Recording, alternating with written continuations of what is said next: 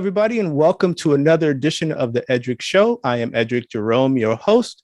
Please, please, please hit that subscribe button as we build this thing from the ground up. And we always offer intelligent conversation with interesting people. And that continues today with just really, really honored to have this brother on the show, Mr. Petri Byrd. He, for more than 25 years, was a fixture on daytime television. He's one of the most recognizable faces in television history. From 1996 to 2021, he appeared in more than 7,000 episodes of the popular courtroom series Judge Judy. In October of this year, he was informed that he was not going to be included in the revamped version of the show, much to the chagrin of millions of fans around the world. However, Petri and his talented wife, Makita Bond-Byrd, were fighting a much larger battle in real life. Makita was diagnosed with brain cancer, and praise God, she is doing well, underwent successful treatment. But they openly share their journey together, as well as their unique perspective on life on their YouTube series, Bonding with Byrd. It is my pleasure to welcome Mr. Petri Hawkins-Byrd to the Eddrick Show. How are you, sir? All right. How are you doing, man? I'm doing well, man. I'm doing well. Today. I know you're very busy. There's been a lot of attention on the situation, what's been going on. So let me start out with that. So the news came down. You weren't returning as bailiff on the new Judge Judy show. Became a trending topic on social media. Let me start with this. Were you surprised by the outpouring of love towards you and the anger that some fans felt about the decision? Man, I am. If I told you that that I knew that this backlash was coming, I'd be lying to you. It's moving for me. I knew that I had developed somewhat of a fan base. Every time I would go into, we take this the Judge Judy show every other week down in LA, and so every other week, the gentleman who handled pictures, autographed pictures and emails and stuff. Would come to me with a huge, with a folder, 100 pictures deep, and here you got to sign these. And so for the next few days that we were taping, whenever I got a chance, I would sit down and I would autograph pictures. And so I knew that there was a fan base for me, but I didn't realize how vocal they could be and how incensed they were. That I wasn't included in on the new show. So that was very surprising to me. People feel like they know you. You've been in their homes for so many years and they've seen you. How does that translate to like when you're walking down the street and people showing you love? How does that make you feel, man? So because of the uniform, whenever people would see me in my civvies, they would look and, kind of turn their head like, is that him? I don't know if that's him, but it's amazing when you come into people's living rooms every day or wherever they happen to be watching TV, and they feel like they know you. They pick up on different gestures. They pick up on the way you walk. I was coming from the doctor one day, and I had my mask on, this being COVID, season. Right. And so I had my mask on and I'm walking down the street and I walk past a car and this woman is sitting in the car. And as I walked by, she said, "Byrd?" And so I stopped and I backed up and I looked and I said, "Yeah." And she said, "No," she said, "it's not you." And I said, "Well, if it's not me, why did you call me?" She said, "It just looked like you from from the way you walk." I went, "From the way I walk," So I said, "It is me." She said, "Prove it." I said, "Okay." I said, "I don't know why I'm going to go through this exercise," but I went in my wallet, I pulled out my license, and Petri Byrd. Right. It's not a usual name. Right. And I showed it to her and she looked and she said, "Oh my God, it is you." And I just stood there talking to her for about 20 minutes, And she said, I'm sorry, am I keeping you from going somewhere? I said, no, I just went to my doctor and got a good checkup and everything. So I'm feeling good. I said, I just felt like chatting with you. And it was, that was just one of the instances that showed me that, how close people become to you, even through the media. So, Exactly. You've had some time now to reflect on the situation and what happened, whatever. And just before I even get there, people need to understand this was just part of who you are, right? I mean, you've got the chops and other skill sets in acting and writing and producing. And so you've done a lot of things, not just Judge Judy. But having said that, now that you've had some time to reflect back, has it given you a new or different perspective on the quote unquote business aspect of show business? For quite a while, I was introduced to the business aspect of show business, as you said, quite early. In dealing with negotiations, contract negotiations and things of that nature, being told by the union what things were permissible and what things weren't, so I was not delusional, sure, in regards to my realization about how things happen in this entertainment business. But I always thought, at least with the Judge Judy production crew and myself, that it was more than just business, that it was, that there was a sort of family aspect to it, or a friendship aspect to it, where you help each other out, and you at least make yourself available to others in regards to trying to help them with their careers. I've done that over the years, and I've had people do that for me. I've been in a number of independent films merely based on relationship, merely based on having, met somebody who said, man, I enjoy watching you on Judge Judy, man, but, I get the feeling there's so much more. There are things that I posted up on YouTube. There's one where I'm singing What a Wonderful World. And I did that at the Disney town hall or whatever, their space. And I did this with an 85-piece youth orchestra. Wow. And it was a joy for me. I love to sing, and it was an honor for me to do that. Especially, given my proclivity to wanting to be around youth and try to help them realize their dreams. So that was a dream come true for me. Well, once it hit YouTube, people were calling me and asking me, well, hey, can you really sing? And, would you be willing to sing at our fundraiser or whatever? And I was like, sure. I do a lot of impersonations. I've done stand-up comedy before, years ago in New York. And so, people would ask me, hey, Smokey Robinson is going to be in Reno.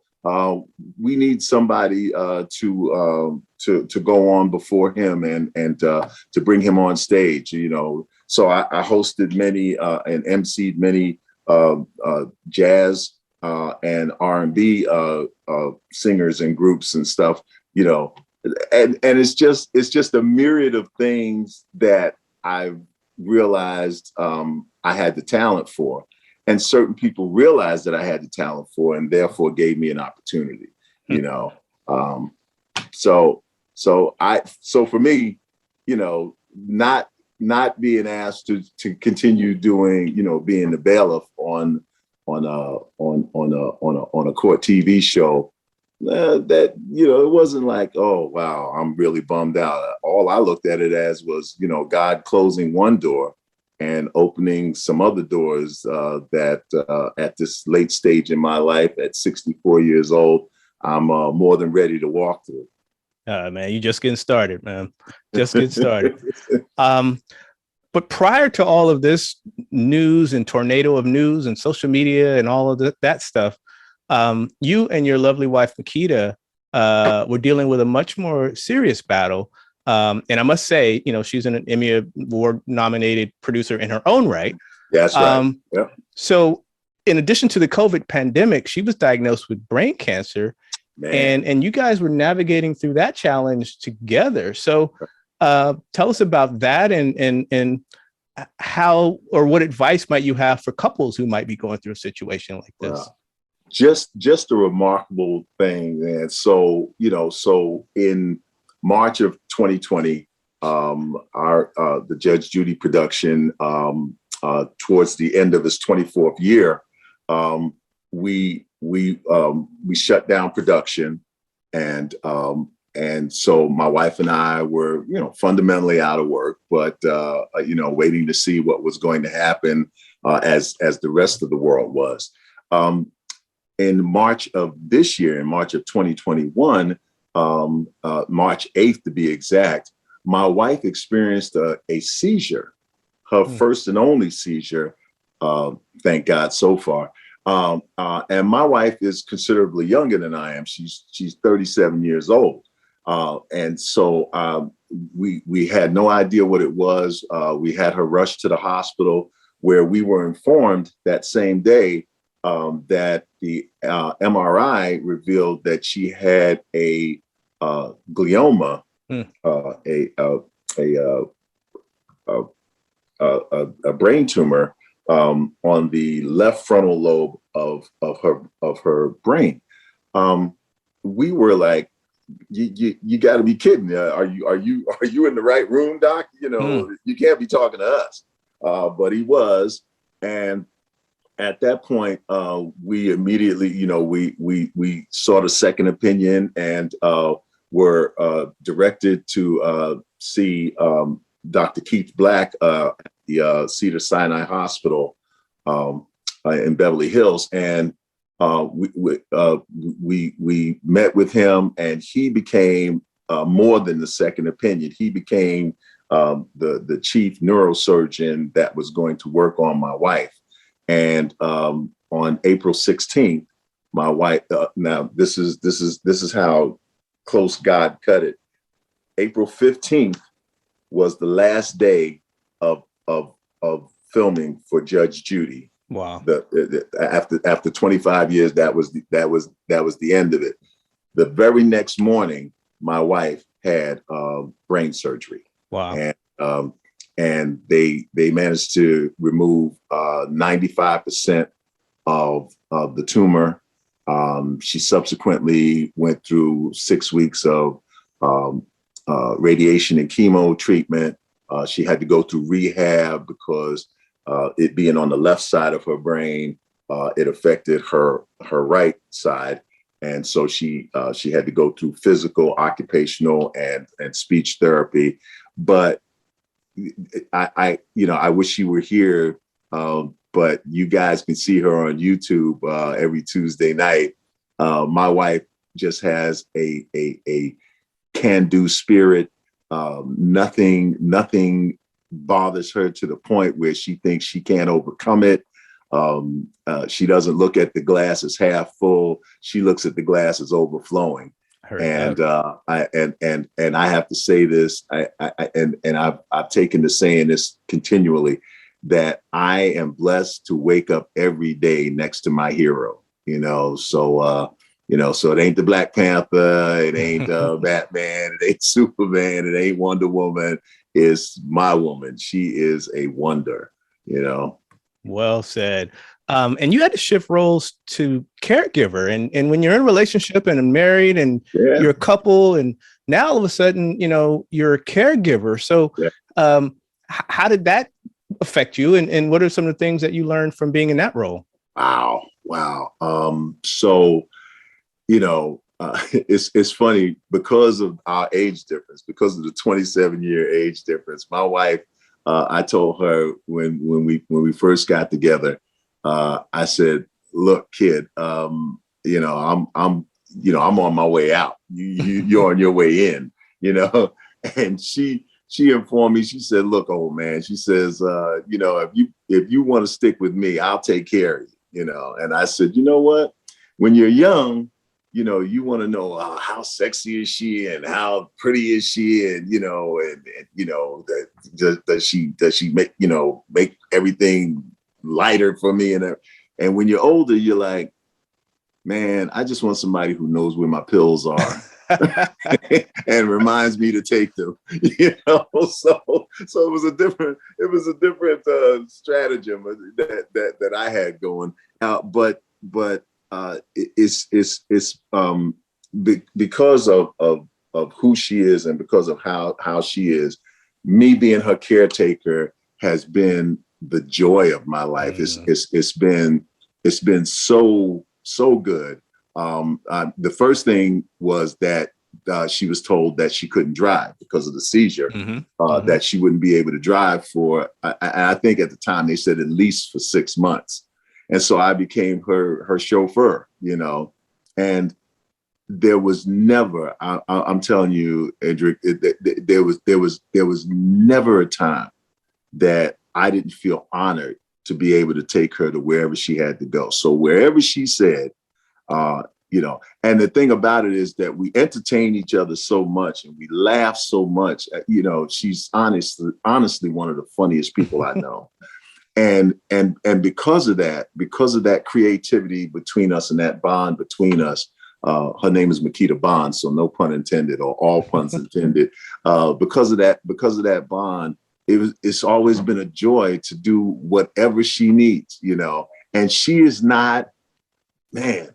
I mean, I don't think, I'll be honest with you, I don't think that I've cooked a meal. I probably cooked one meal for her in the 6 months since she had the operation. I think I've cooked one meal.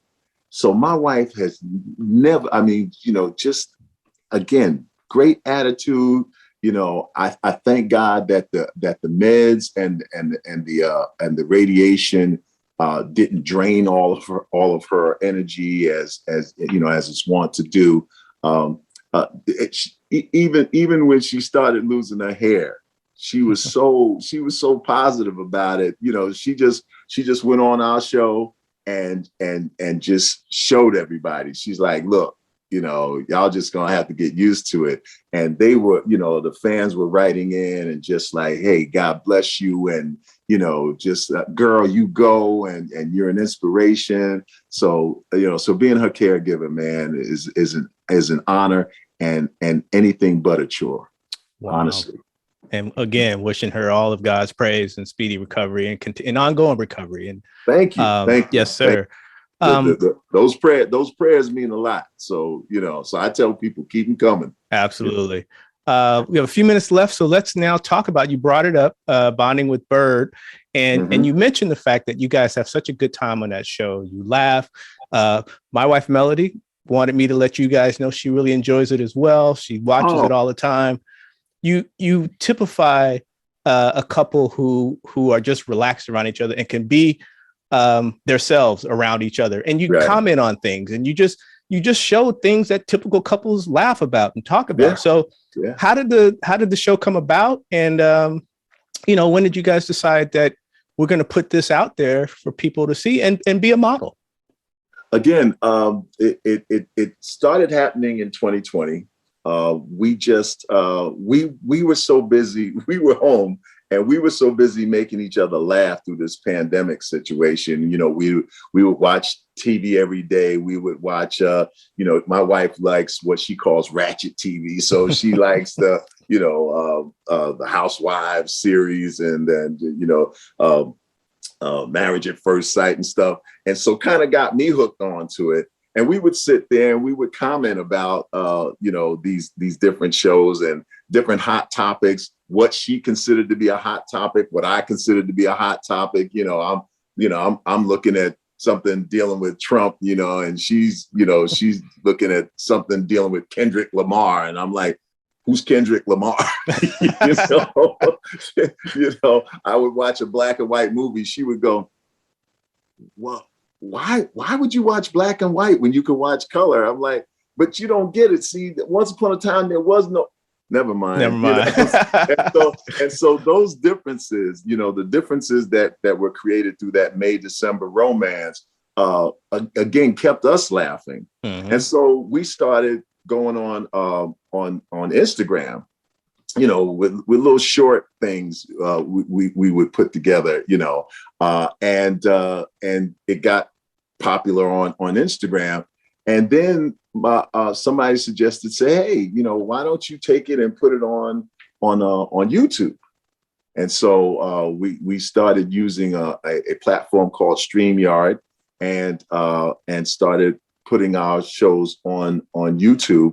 And somebody introduced us to, now I hope I'm getting her last name right because I've known her for so long, but her name is Joelle Diane.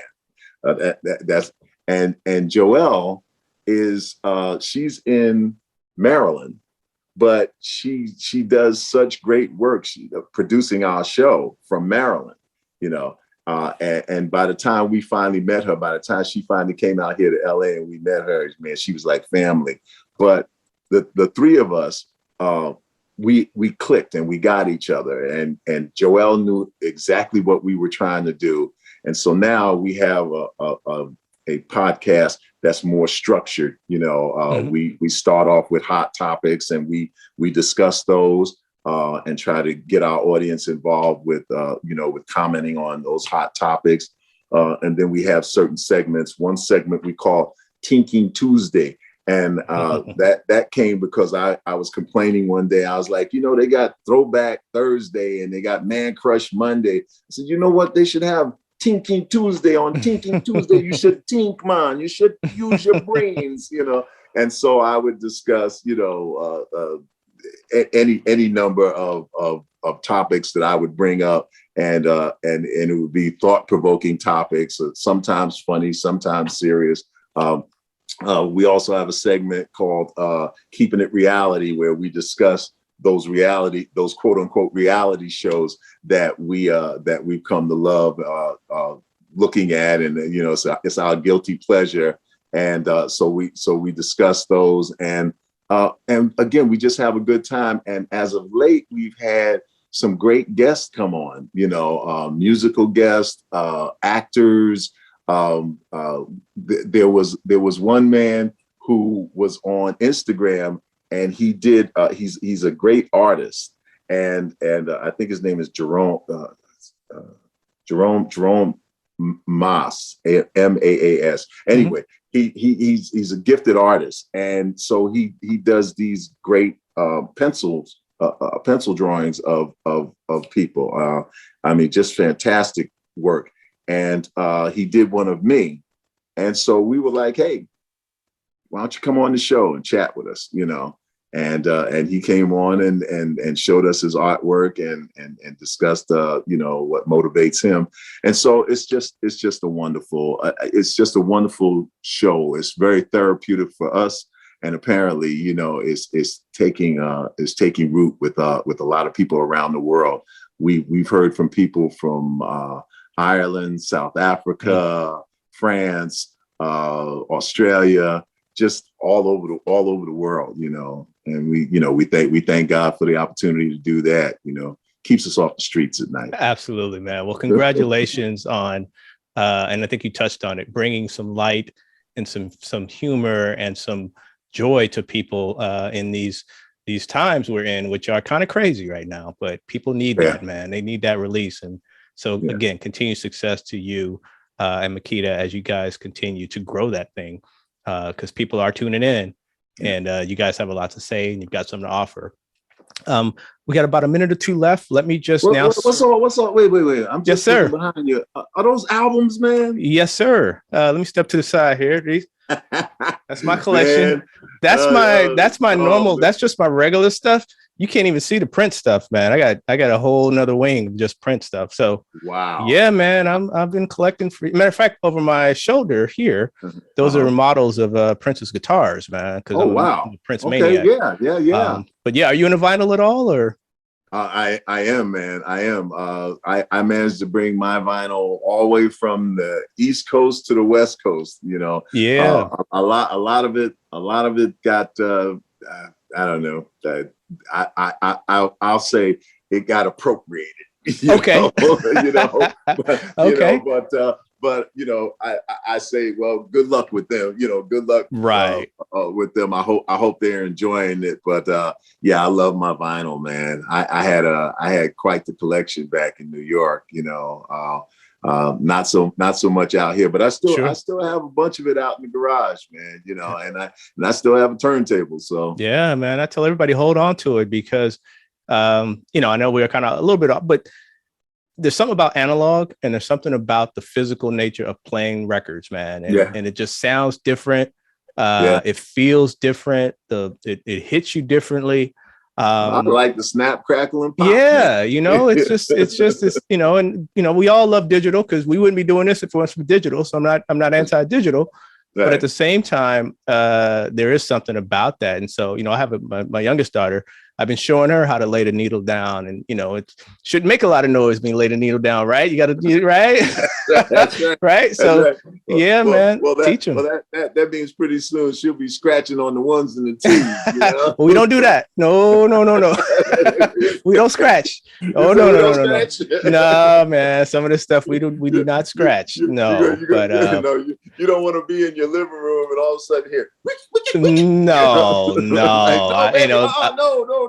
Props to people who do that. I know there's a lot of people scratching, and that works. I'm a hip hop fan, as you can see. I got Dilla behind me. I'm Tribe on the wall, so I'm definitely hip hop. But for me, man, I just like playing music, and so thank you for noticing that, man. I appreciate it. No. It's beautiful, appreciate man. I love that. Yeah, right on. That over your shoulder. Right on. So I was going to go into. I know you're working on other things and new projects in addition to Bonding with Byrd. So what else are you got going on, and how can people get a hold of you guys or see your show? Well, so right now, in negotiations, having some talks with some folks about the possibility of my own mediation show. And then there are a couple of other show ideas that I'm not at liberty to discuss at this point, but there's some irons in the fire, and we hope that something ignites and that that it takes off. So again, at 64, I'm on the slowdown. So I just keep looking at my wife like, okay, like you need to pick up the ball and run with this, but trying to expand our Bonding with Byrd show, hopefully to be able to take that to a network and, sort of be the Black Regis and Kelly or Kelly and Ryan or Kelly and whoever she's with now. So absolutely. And those are the things. Plus, we're trying to produce one thing that we're really trying to produce is plays. There are so many plays, particularly by African Americans, that will never see the light of day. People will never see these plays because with a play, you have to have butts in the seats, right? Right. And it's an immediate thing. But years ago, my theory is years ago they had what they would call there was a series called Playhouse 90, and I saw many great plays, great works on this Playhouse 90. And what Playhouse 90 would do is they would show plays intact. They would show them as plays, as opposed to turning them into movies and expanding, the territory that they covered. They would focus on the play being presented in a playhouse and present it just like that. And it would give you that feeling of actually having gone to Broadway or someplace and seated in there, and it had that immediacy of what plays present to us. And so we are focusing on producing at least 5 plays within the next 5 years that we would present on some platform, hopefully a streaming platform, where the world can get to see these great works of art, play wise, and we'll see if we can't get people to realize that all this content that they're looking for nowadays is already there. Absolutely. You just have to read, and you just have to avail yourself to it. Absolutely, man. Absolutely. Nothing like live theater. Nothing like live theater. Nothing like it at all. I go to the National Black Theater Festival every other year. In fact, they didn't have it last year, of course, because of COVID.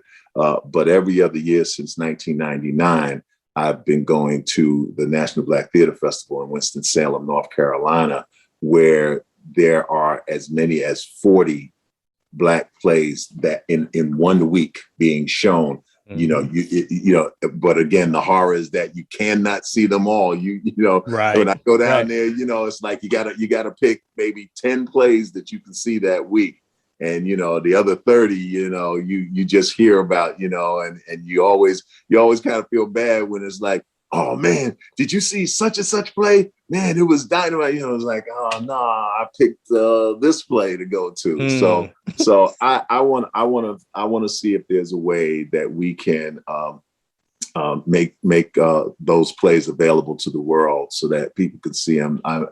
When I say that I have seen some fantastic works that just live in me, they resonated with me, and they live inside of me, they live inside my memory, and I'm just like, okay, let me see if I can get in touch with these playwrights and see if they'd be willing to have us mount a production and record it and show it to the world.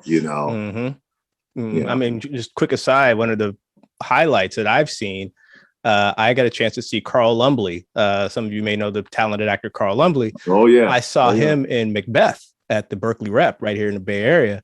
Right. And I wasn't a Shakespeare fan per se and had to read it in school or whatever, but his performance and what he brought to it, and the passion and the power, it changed my view. It changed my view on theater at that time. Yeah. So I'm right there with you. And there's a lot of talented Black playwrights, playwrights of all colors, all stripes out there who just need that forum that you're talking about. So that's definitely a worthy endeavor, man. Definitely. So best of luck with that. So let me wrap this thing up. Again, you've been through a lot this last year, man. You're smiling, you're still you. And I appreciate you taking the time to come on the Eddrick Show.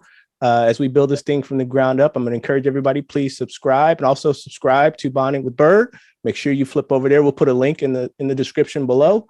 But all the best to you, man. Keep walking that straight line. And I just really appreciate you taking the time. I know literally everybody in the world is trying to get a hold of you. So I appreciate you taking the time to talk to me, man, as here on the Eddrick Show. Bro, absolute pleasure, man. And I wish you continued success, man. You are a great host. Thank you. And I appreciate you giving me the time and the platform to express to your viewers, and hopefully some of mine will cross over to you. Absolutely. What's going on with Makita and I, but continued success to you, brother. Thank you, and give her my best. And I got one thing I'm going to share with you real quick after we sign off. But again, everybody, thank you for tuning into the Eddrick Show. I am Eddrick Jerome. Please hit subscribe. We'll catch you on the next episode. Take care.